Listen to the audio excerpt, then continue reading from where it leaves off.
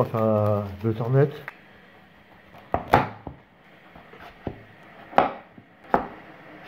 Épluche au dryer.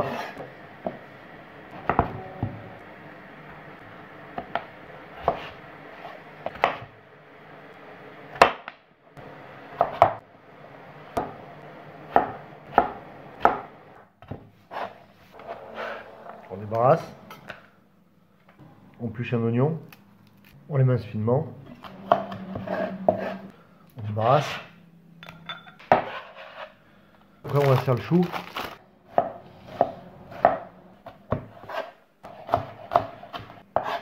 On débarrasse.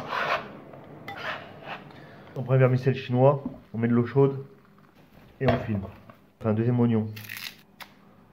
Et là on en fait des rondelles.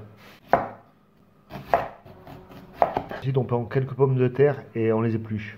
Les patates on les réserve dans l'eau froide et les épluches on en a assez, maintenant on peut les mettre en compost. On coupe les patates en rondelles. Voilà, par exemple. On ne peut pas travailler comme ça, c'est pas possible. C'est super dangereux. Vous faites un petit plat.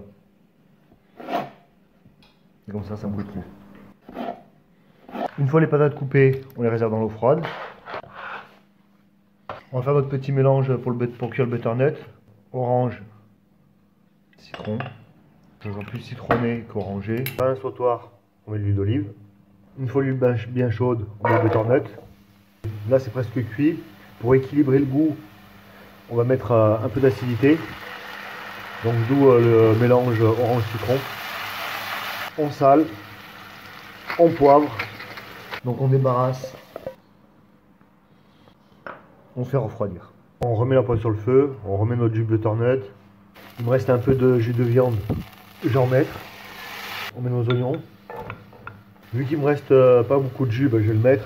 Une fois que les oignons sont cuits, on met notre chou rouge. Le fait d'avoir mélangé les oignons bien cuits avec le chou, ça a cassé le goût du chou. Le goût fort du chou, ça l'a cassé. Et si on veut encore plus le casser, ce goût de chou, on va mettre un peu de sauce soja. Et du coup, il est beaucoup moins fort le chou. Et il y a un équilibre qui se crée. Quand il y a un équilibre parfait, c'est bon. Ce qu'il fait là, ça a cassé le goût fort du chou. Et on a un équilibre. On met les pâtes.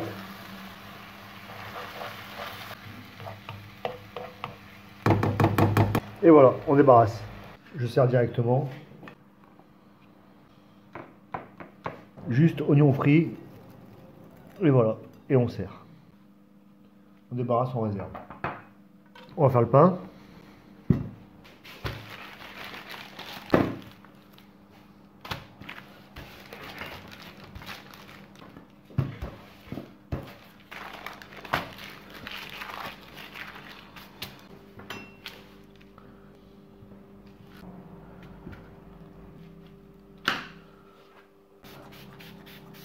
Torchon humide dessus. Voilà. On va commencer à s'occuper de l'entrée. On sort notre filet de colin à la betterave. Mais cette recette, elle est faite pour ceux qui n'aiment pas le poisson. Parce qu'en fait, du coup, quand vous faites mariner du poisson avec de la betterave, et ben, ça a plus goût iodé. Cette recette, elle est parfaite pour ceux qui n'aiment pas le poisson. Huile d'olive, sel, huile vierge, une poêle bien chaude. Allez, c'est parti.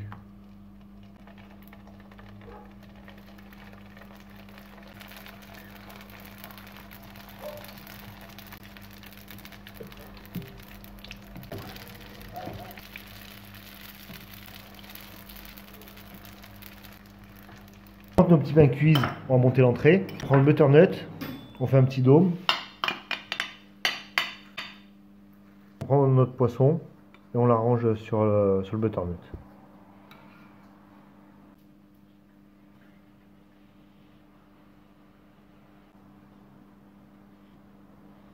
Voilà. On met un peu de graines de sésame.